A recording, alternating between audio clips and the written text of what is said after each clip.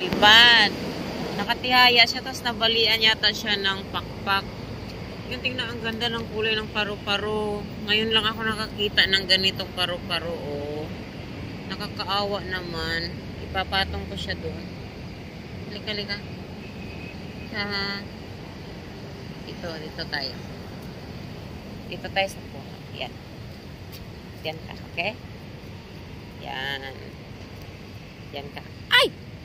Nalaglag! Ayan, kumapit. Yun. Kumapit. Kapit ka! Ayun na. Okay na siya, guys.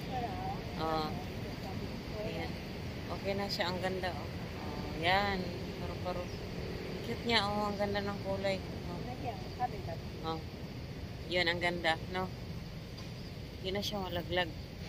Tapoy, lakira. Yan, guys. Ang ganda ng paru-paro niya.